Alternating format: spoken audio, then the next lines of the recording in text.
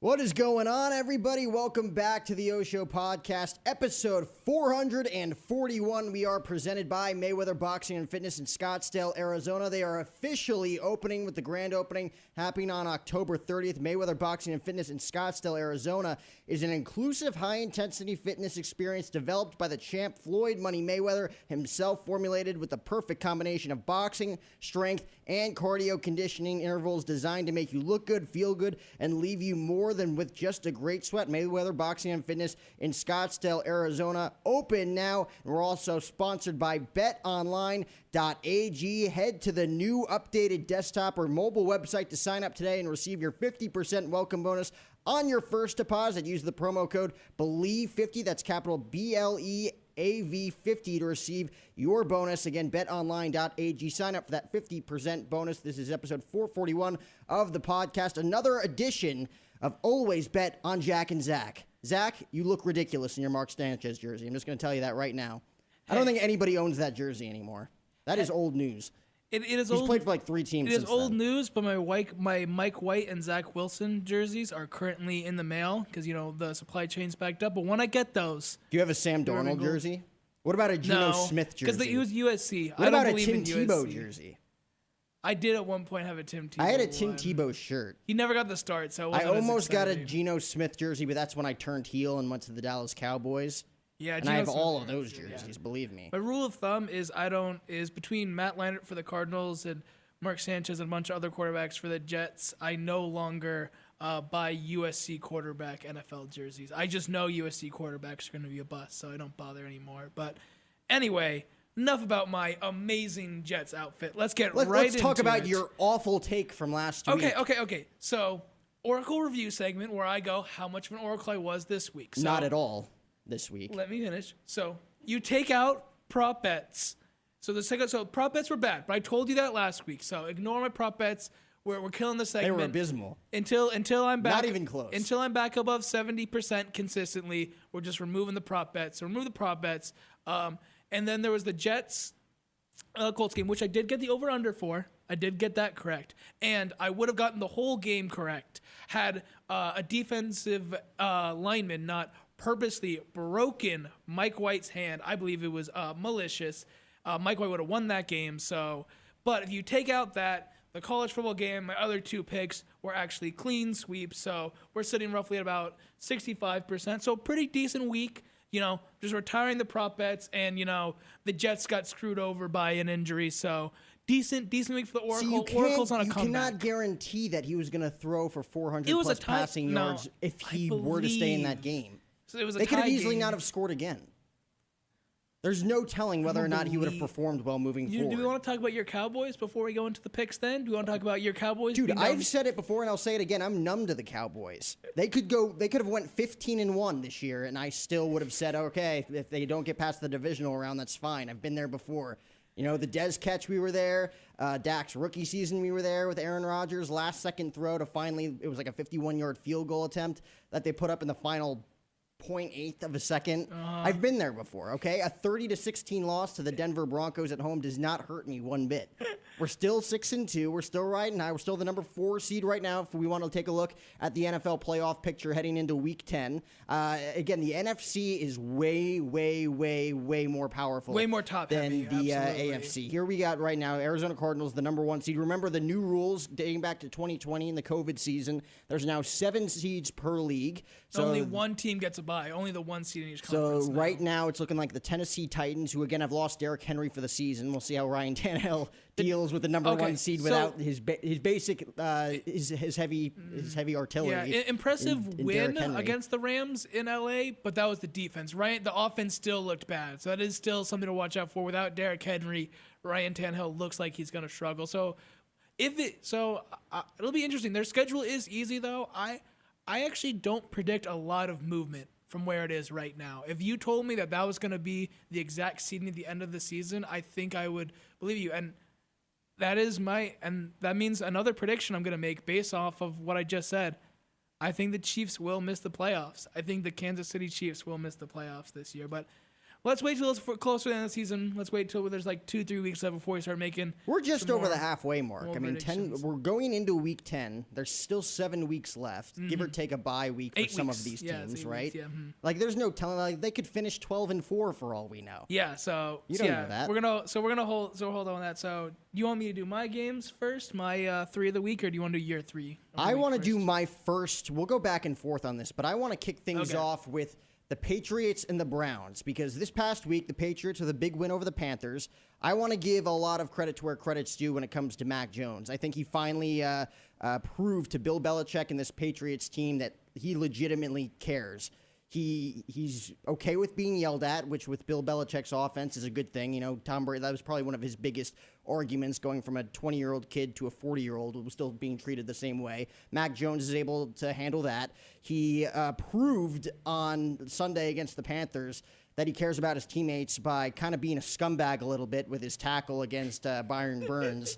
What do you think about that? It was kind of like an enziguri on his ankle. There's the look right there after fumbling the football on a vicious sack from Brian Burns. Completely, I feel like he tried to, again, hurt the guy. So, obviously, I have a similar feeling towards, in the NBA, Jokic, hit Markieff Morris, from behind, and, will probably get suspended for it. And though I don't agree with it, there is something to be said when you have a reputation for being kind of soft when the rest of your team is going to be tough, but you're supposed to be the leader, like either Jokic is a point guard or Mac Jones is a quarterback. I do think since it's such a great defense, it's a northeast town, it's a running game, that he needs to have some of the more tough attitude if he wants to keep the locker room. So you wish it would be a bit cleaner. You wish he wouldn't be as there, but I think he did gain respect in the locker room, and I'm kind of with you. The rest of the team looks like they're kind of firing on all cylinders. Their passing game isn't great, but Mac Jones isn't making mistakes. The running game is great. The defense is great. So I think, so who are you picking? But Browns looked great last week after they got rid of OBJ. They looked really good with Nick Chubb back, and they were cooking against the Bengals. So what is your prediction? Yeah, I mean, just to put a bow on that, I think Bill Belichick and the New England Patriots will 100% back Mac Jones. I think Bill Belichick even said, I thought he probably thought he had the football. That's why he was trying to go down on him so hard. But at the same time, when you look back at the replay over and over and over again, there's room to say that was kind of Bush League on his part. But who knows? Mac Jones, I think he has the respect now of Bill Belichick. I could definitely sense that Bill Belichick was on the sidelines with that, Bill Belichick-esque smirk. Yes. It's like, scumbag, I like it. I kind of like that mentality, playing dirty a little bit. Dirtiest player in the game, like Ric Flair. Oh, my God. But the Patriots have the spread by 1. Just 1. Like you said, the Browns look great. They're the 1-point favorites. They have the under at 45 points this week. And the way their offense has performed the past few weeks, I wouldn't put it under them to go above 45, especially with the way the Browns offense has played. I think Odell Beckham Jr. just said that he would prefer to play for the Green Bay Packers moving forward. He's officially been released now. Yeah, that's very interesting. But yeah, I think I'm going to go the over in that game. And I think the Patriots will definitely cover the spread. I think they win by well more than 1. Do you think the Browns cover? Do you think the Browns only lose by 1? Because clearly you're picking New England to win, but do you think that... I don't think they lose by 1. I think New England wins by a healthy amount. I think it'll be a close game. I don't think they win by 1. At least 3 or 4 or something like that. Okay. The Patriots, they got off to a rough start. There were a lot of question marks a few weeks ago. A lot of close losses, though. They're starting to come around. I'm going with the Patriots. I'm going over 45 as well. All right. I like that. So my first game is Jacksonville at the Colts, and Jacksonville is 10.5 dogs. They were also nearly that last week against the Bills when they upset the Bills 9-6. I don't know if anyone saw that coming. Urban Meyer gets his first win in the U.S. because the first win of the season was actually a London game, but first win of the season in the U.S. That team looks like it's cooking, despite all of his, personal issues. Urban Meyer looks like he's got control of that first win professionally and personally. Yeah, he's got control of the locker room. Colts, they've been just inconsistent to me. They feel like they're a really good roster, but they're kind of like the Vikings. They just really can't close games. And so I'm picking the Colts to win because I believe it is in Indianapolis. But I do think that they don't blow out the Jaguars, and the Jaguars cover that 10.5 point spread. And I'm going with the under at 47.5. I don't think either team will muster up a significant amount of offense. No, I completely agree on that front. Neither offense impresses me that much to take that. You don't like Carson Wentz 2-yard left-handed interceptions. I don't at all.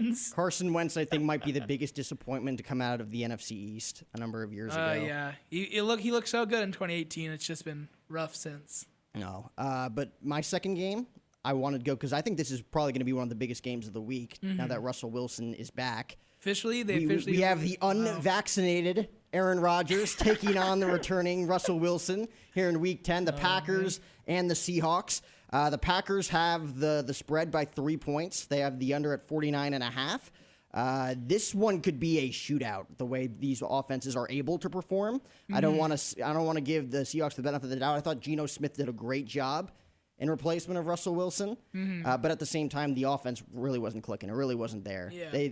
Both of those were nail-biter games, but Russell Wilson back. Aaron Rodgers, despite any of his political views, is one of the best quarterbacks in the league right now, period. I mean, you look at the NFC, Tom Brady, Aaron Rodgers. I mean, Russell Wilson, I know the Seahawks aren't quite in the mix right now.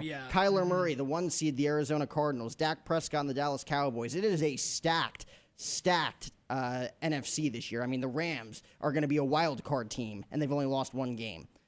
Yeah, that is crazy to say. Yeah, no, I'm with you. It's looking pretty wild right now. So you're picking? Are Seahawks covering or they losing by more than 3? You think? I think they're covering. I see this one being. Game? I see this coming down to the wire in the final minute. Of the over under, and you said 47.5. It's I'm gonna go under on this one at 49.5. I think it's going to be a high-scoring game, but I don't think it's going to break that line. You don't think both teams will get average 25? No, okay. I don't think it's going to break that line. It's going to be a cold November day in Green Bay, Wisconsin, too. Yeah, in Green Bay. I don't see this being an offensive Seattle, shootout. It'll be wet there anyway. So, I agree with that one. I like that pick. All right.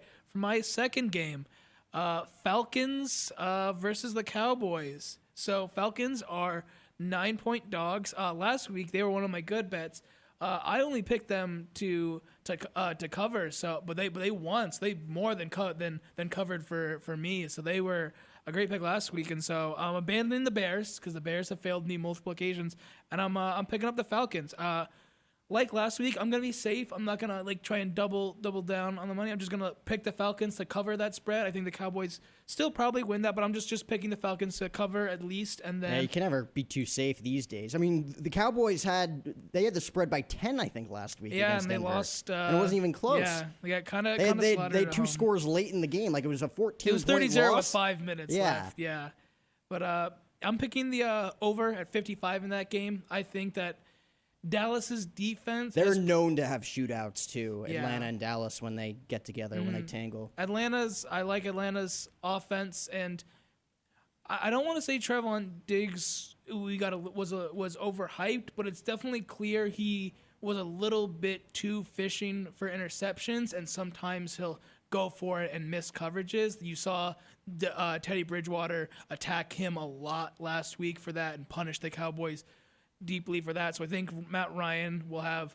a pretty decent game. And so, I think Falcons cover, and I'm going with the over. I think that's a safe bet to go with the over in that game. It's Every single time they tangle, whether it be in down south in Georgia or at the Big D in Dallas, Texas at AT&T Stadium, it's always an offensive heavyweight battle between these two teams. My last one, though, go back to the NFC East a little bit, the Philadelphia Eagles. They are the 2-point underdogs against the rejuvenated Denver Broncos. They don't have Von Miller anymore. He's a member of the super team known as the Los Angeles Rams in the NFC. But they were rejuvenated last week. They were up 30-0 in Dallas against a very good Cowboys team. Dak Prescott just seemed a little behind. You know, like he had a week off after that calf injury, something that's probably more mental than it is physical at this point. And he was just a few steps behind, but that's okay. He's going to come back this week. There's going to be a colossal shootout against Atlanta, and it's going to be fine. They're going to have their 7th win. It's going to be fine. I'm going to keep telling myself it's going to be fine. Is it? But Denver, the 2-point favorites at home in Colorado at Mile High this weekend. They have the under at 45. I'm going to take the under at 45. I don't see either of these two teams going above 45 points just because Philly's offense, to me, is too inconsistent. I mean, the Denver Broncos had one big week in a heated stadium. You know, like there was it was a nice temperature for them to play at. Denver, Colorado this time of year, they're very capable of blowing it out for sure. You might disagree with me. I think the under is the safest part. No. But I'm going to take the safe bet for the under. Okay. Because I am a 22-year-old kid and I don't have a lot of money. And you're picking Denver in that game, correct? I am going with Denver in that game because the Philadelphia Eagles are one of the worst teams in the NFC. And Philly's not covering. You don't think? Not even a little bit. Nope. All right. Okay. No, I do not. I think it'll be a little bit closer. I think I'd disagree on Philly covering, but the rest I think are all very smart bets. All right. So I'm very curious. What was the bet you made in the Jets-Patriots Thanksgiving game back in 2012? The Jets-Patriots. Do you remember what happened that day? I do. The infamous game on Thanksgiving night, 2012? I do, but I was 12. I would hope for our sponsors that like legal and safe betting, betonline.ag, that I wasn't betting at 12 years old. I corrected myself. BetOnline.ag, get 50% off. What is that code again, Jack? Capital BLEAV 50. Yes, for legal age bettors. Anyway, so my final game. So you don't remember? I'll let everybody. The butt fumble game. Okay. I got a birthday card from my dad that year saying have a butt fumble 12th birthday, Jack. And that's when I knew I had to leave. And I'm wearing the I'm butt jumping on the fumble Tony jersey, Romo too. bandwagon. I'm wearing the butt fumble jersey himself too. Stitched and everything. All right, what's that final pick? Hate you. All right, so final one is Saints versus the Titans. Saints are 2.5 point dogs in that game, and Titans. Like I said, I don't think the offense is doing super well right now, but obviously the defense is good, and the Saints, even though their defense is great, the offensively Trevor Siemian. I don't believe it. So I think the Titans not only cover, I don't think it's that close. I think they win by at least 3. And so I think the Saints don't cover and Titans win. And even though I just said neither offense is really that appealing, to me, I think because of like turnovers and points off of that, I actually am going to go. And I think both teams can cause a bunch of turnovers or like short or long punts and like short field positions. I'm picking the over at 44.5. If it was a little bit higher, I'd probably go the under because I don't believe in either offense. But at 44.5, I think it's funny how you don't believe in their offense now that they're again the mecca of that offense is gone. Kane Henry he's Kane Henry for a reason, and so so that's my final pick. Thoughts on that before we go to the college games? Yeah, I think that's totally fair. I would probably go the under at 44.5. No, that's fair. That just because no Derrick Henry, Ryan Tannehill is going to have to prove that he was as big a part of that offense as Derrick Henry, and I just don't think he's going to do it. No. Prove me wrong. I'm not that big of an NFL guy, but we'll find out. Yeah. But I would take the under at 44.5. Yeah, that's probably my least safe of all my bets is the over in that game. But since I think a lot of people would think the under, and that's not a huge over-under commitment, you could get a little lucky in that one. But that is probably, I agree, it's probably my most unsafe bet. All right. So, second week of the college football rankings came out, and we got some interesting ranked matchups this week. First, even though they're not ranked on the college, they are ranked on the AP, so I'm counting this. Michigan at Penn State. Pick'em. It's a pick'em game. It's that neither team is a Gotta favorite. love pick'em games. Even though Michigan is ranked 6 in the college football playoff and Penn State is unranked, Vegas is still saying pick'em. So they obviously don't agree that much with the playoff committee. And the spread is 48.5. I'm gonna go with the over on the 48.5. And I think that's a smart decision. I think Penn State Zach. pulls off the upset at home. I think Penn State has had some really low lows this season, but when they are clicking, they do. And I'm just not a Jim Harbaugh believer. And I think that right now the committee is overvaluing Michigan, and I think that Penn State gets the upset at home and crushes Michigan's playoff hopes and dreams. What would you say was the over-under? 48.5.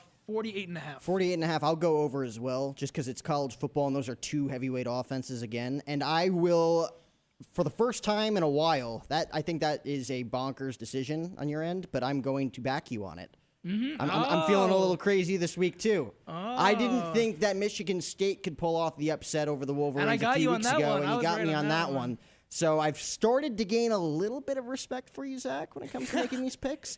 Not quite there yet. We'll see if Mike White comes back when he comes back. Outside of the SEC, I've actually been really good with these college football picks. Maybe I should just do those. I've actually, outside of the SEC, been pretty good with those. No, but as bad as Penn State has been recently, they're at home, right? Yes, it is. That stadium is unbelievably difficult to play in. I don't care who you are. It could be Michigan, it could be Alabama. It doesn't really matter. Yeah. It's a tough stadium to play in. So both offenses, I fully expect that one to be a shootout. That one's going to be a fun game to watch. Yes. I might actually play something down on that one. Yeah, but I'm definitely taking the over. That'll be good. All right, so next game I have a pick on. Oklahoma versus Baylor. Oklahoma is 5.5 point favorites. I'm expecting Oklahoma to win, but it'd be like every single one of their games because I think they play to their competition. I think the committee is underrating them a little bit. This one I'll probably put my put a decent amount on, put more of my money where my mouth is, and I think that Baylor covers, but Oklahoma wins just like they've been doing even against the bad teams, just a close wins, and I'm going to go with the over in that game. I think it'll be a shootout. That one's a bigger shootout. Vegas predicting it. 62 on BetOnline AG is the over-under. 62 is the over-under right now, and I'm going to go over. Dude, I don't know. I might have to do a little bit more research on that. The over at 62 points? It is Big 12 football. It is not SEC, all these defensive. It is a Big 12 matchup. And Big 12 is not necessarily this known since the old Nebraska days have not necessarily been known as a defensive conference. So I have enough faith in it, but I'll take the under that week just to see how it matches up when we come back next week and discuss. But yeah, I mean the Oklahoma Sooners, they're undefeated. They're riding high. Yeah, dude. the committee's underrating them, but I think they'll prove the committee wrong this week. All right, the second to last ranked match of this weekend, Texas A&M versus Ole Miss. As bad as the Bears have treated me, Texas A&M has treated me very well this season, and Ole Miss has not treated me well. So I'm going Texas A&M as 2.5 point favorites. I'm predicting them to not only win, but Ole Miss won't cover. Texas A&M will win by at least 3, and I'm keep going on these overs. I'm going over on 55.5 on that spread. Really? And that one I feel pretty confident. I think Texas A&M beat Alabama this year, and I get they have a bad loss and they're a 2-loss team, but Texas A&M is good, and it's an in-conference rivalry match. I think Texas A&M will show out. So those are your 3 college football picks. You got one more after this. You got another one? There's 4. There's a big college football league. There's 4 ranked matches. What's the last one, Gibby? Last one, NC State versus Wake Forest. Wake Forest coming, thought they were going to have an undefeated season.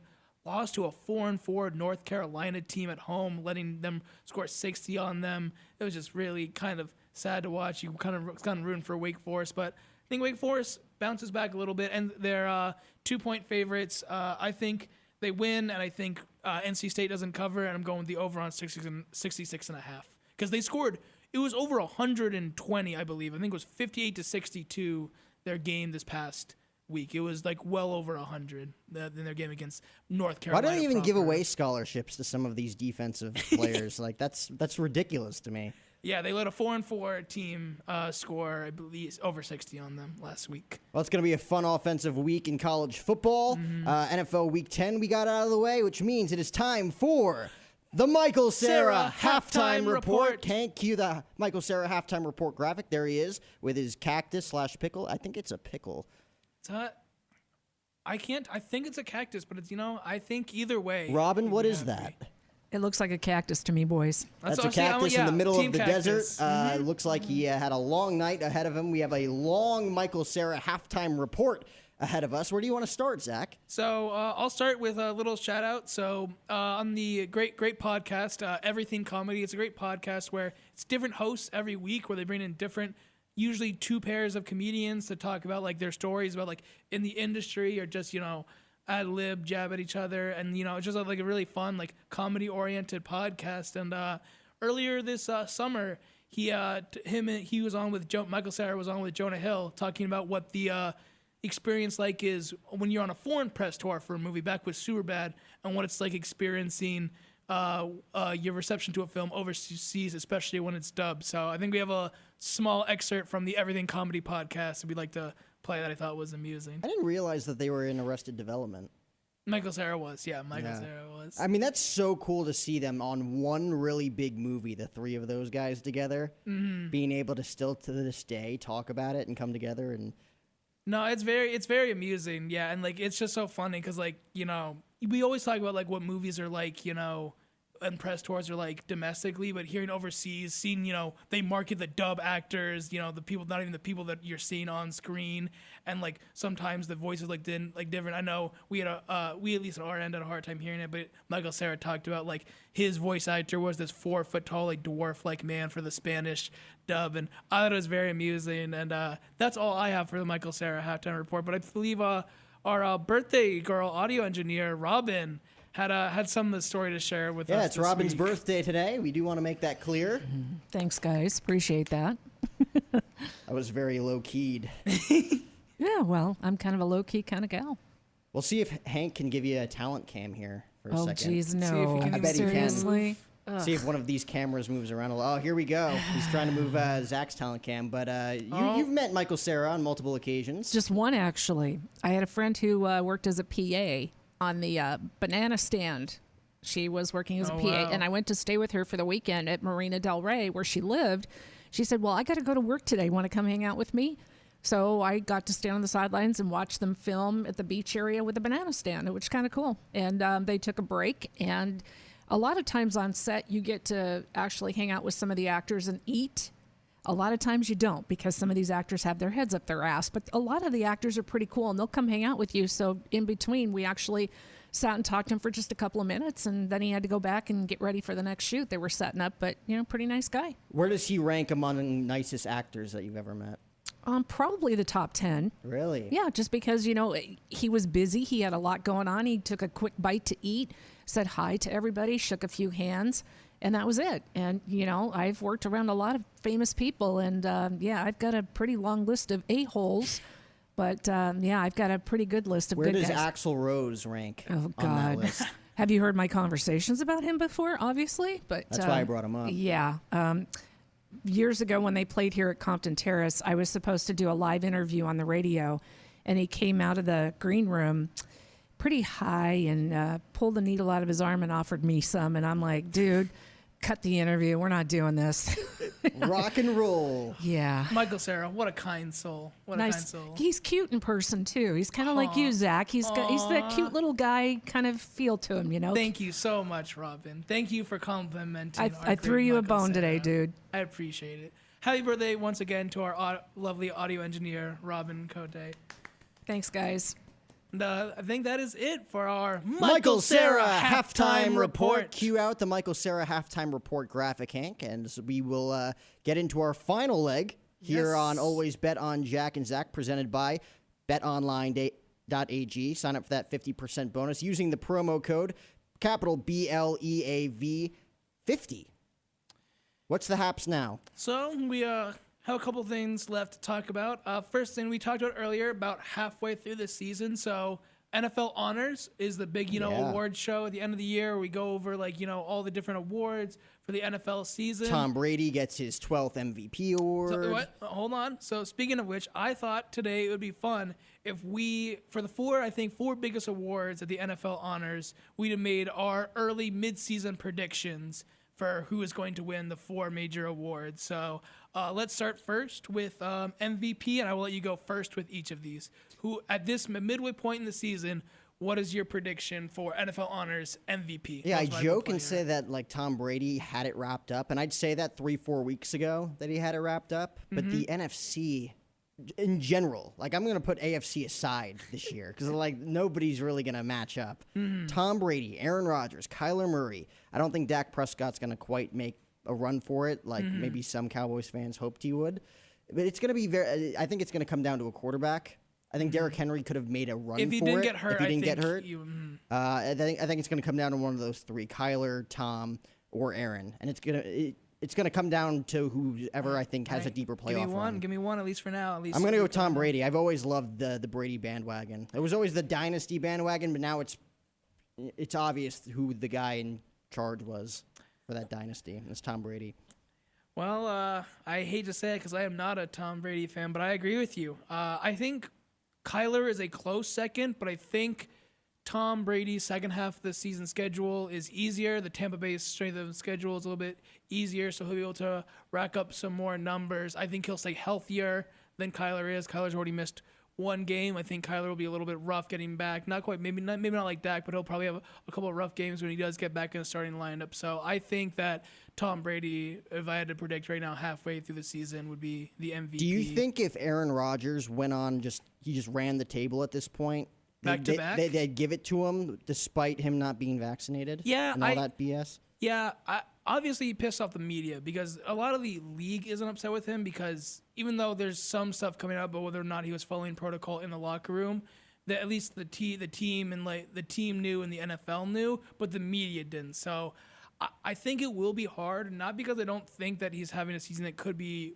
worthy, but when he was, at least from the media's perspective, not to get into political or anything, but from the media's perspective, they lied to him. He wore masks in press conferences without being vaccinated. I think you might have some of that bias. I do think he has a chance, though. I do think that he still is a bit of a media darling outside of this one issue, so I don't think it's impossible if he has a great second half of the season to win back-to-back MVP. It'll be an uphill battle, but I don't think it's impossible. Who do you got for Offensive Rookie of the Year? Offensive Rookie of the Year? Is Jamar Chase a rookie? I believe, probably Jamar Chase. Because I was gonna go over Rookie of the Year next, and I think he's just flat out Rookie of the Year is Jamar Chase. I think Jamar Chase has been absolutely fantastic. Obviously, the offensive line hasn't been great, and Joe Burrow's been a little pick heavy these past 2 weeks for Cincinnati, and they've come down to earth a little bit. But I still think Jamar Chase as a receiver is just playing absolutely phenomenal. So whether it be offensive, I just think he's going to win flat out Rookie of the Year. I agree with you. I think I honestly don't even think it's that close. Really, there's a few other contenders that you could argue, but there's a pretty fine line to where he kind of stands out a little bit. I think he's definitely at least one echelon above. So next one I have that I want to ask you about. This one I think is the hardest one to earn because I think MVP has actually just become more of a best quarterback award for the most part. But this one, every position has on that side of the ball competes for it. Defensive Player of the Year. What is your prediction right now for Defensive Player of the Year? I got mine, but I want you to go first. There's just so many good. I honestly can't think of one off the top of my head that stands out. Who is yours? Myles Garrett for the Really? Browns. I think Myles Garrett. I know. I think Aaron Donald is number 2 in the maybe number 1 even in the betting odds. It's been a while since I've checked, but I think Myles Garrett has just tormented opposing lines and opposing quarterbacks this year, and I think he's great. This is the award where at the midway point of the season I feel the least confident about who's going to win it. Of all the awards at NFL honors, I feel like Defensive Player is most up in the air, but I think Myles Garrett has to be the front runner. The only thing I'd argue about Myles Garrett is that the Browns might not make the playoffs. That is going to be that. It will be hard to. That's say they're tied right now. They could easily make a second half run, but you're right. That probably would hurt his chance of the Defensive Player of the Year if the Browns don't make the playoffs, especially with the expanded playoffs now. So what is that? You going with Myles Garrett? Myles Garrett Aaron would Donald, be at the top. Jalen Ramsey. Aaron Donald, just because the Rams are right there. They have Von Miller now, which is scary to think Aaron about. Donald's numbers going to go up because you're not going to be able to double Aaron Donald all the time on the line. You're going to have to assign someone to Von Miller, and so that's going to be Aaron Donald because of the Von Miller. His numbers. I just think he's better positioned for it because he's in a playoff contending. Yeah, team. they might even end up being either the 1 seed. It's kind of like Mike Trout winning the AL MVP every year in Major League Baseball, but the Angels have only made the playoffs once in his 13-year career at this point. I don't agree. Maybe 1 or 2, yeah. He's by far the best player in baseball, but he shouldn't have gotten as many MVP awards because his team. No, yeah, team success needs to be a part of a lot of these awards. Yeah, so that's the only reason I'd give it to Donald over Myles Garrett. All right, so final award of the NFL honors I want to talk about is Coach of the Year. This is going to sound like heresy, but I am actually, even though he's currently the odds-on favorite, I don't think Cliff Kingsbury would be my Coach of the Year. He'd be my number 2, but as someone who's watched a lot of Cardinals games closely, there's some decisions that I don't necessarily agree with. I think a lot of it is the roster and the front office, that's leading to the Cardinals' success. My coach of the year right now is Mike Vrabel. I think what he's done with that Tennessee offense, that horrible secondary, losing Derrick Henry, the not amazing offensive line, and the fact that he has them as the number 1 seed in the AFC, and 6-0 against last year's playoffs team, hasn't lost to a playoff team from last year. I think Mike Vrabel currently has to be the front runner for Coach of the Year. See, I'm not going to give it to Kingsbury either, just because literally we had a guy on this show back in May saying he's probably going to be out halfway through the season. That's my prediction, right? And now they sit at 8-1. And I just think that's more the roster than him. 100%. I do, as a Cowboy fan, I do think Mike McCarthy's in that mix. Oh my! I don't know. After last week, I don't know. After last season, in his first year with the Cowboys, putting up the numbers that he did, and come back insanely strong this year, you got to give him credit for that. Especially coaching a young Cooper Rush in Week 7, who had no business beating the Minnesota Vikings. His clock that week. management is going to work against by the way. him. No, I agree. Some of that stuff, the clock management, which he struggled with even when he was at Green Bay, is going to hurt him. But assuming if the Cowboys end up a top 2 seed in the NFC, I could see it. I think that you can't finish, even if they only have 3 or 4 losses, I don't think you can finish the 4 seed and win Coach of the Year. What about John Harbaugh? If you would have asked me that 2 weeks ago, I would have said absolutely. But between that Cincy loss and almost losing to the the Vikings this week, Lamar has to come back again. I mean, they've been down 4 times going into the fourth quarter this season, which proves he's good at scheming back comebacks with Lamar. But he's up there. He's on the top 5. But again, still early. There's so many weeks to go. But the past couple weeks were a little disconcerting for me. Another guy you got to throw in the mix is Matt Lafleur. I know you have one of the greatest quarterbacks of all time, but that is one of the greatest quarterbacks of all time that didn't want to play for your team when the season started. And you've done that even with a not looking great Jordan Love. You only lose to Kansas City by 6. You go into Arizona and defeat the last remaining undefeated team without your defensive coordinator and 11 starters. Matt Lafleur, he might be my number 2. That's a really good one. I like that one. I'm going to go with him for my number 1 now, just because, again, he's dealing with a very successful and very talented quarterback that isn't necessarily always siding with you and cooperative, especially now on and off the field, right? Yeah, absolutely. No, so I'll give him the benefit of the doubt there. So that's our coverage for our mid-season predictions on NFL Honors awards. And what's next on your list? So college basketball officially started yesterday. So this is I believe, first full day of the season since it started last night. And so I want to do, we talked about midseason. Let's talk about way too early predictions, just for fun.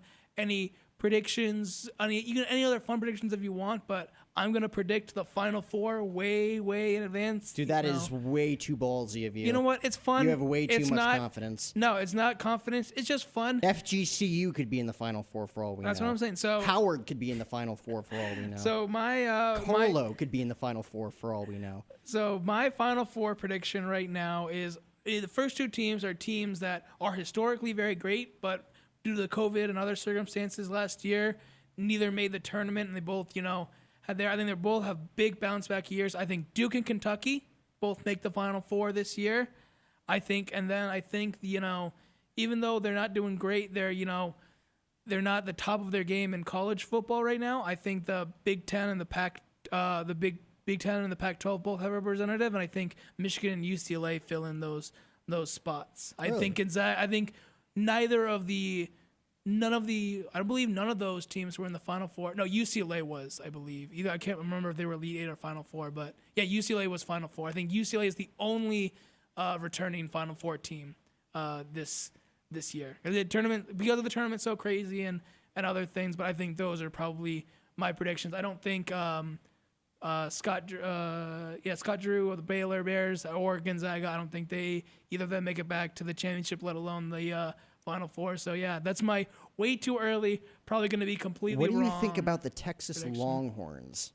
They did get the number 1 transfer, right? Yeah, they're number 5 in the preseason AP poll right now. So I would not be surprised. I could see them beating out either Michigan or UCLA for for that spot. Andrew Jones, Courtney Ramey, the veterans on that roster? It's a really good roster.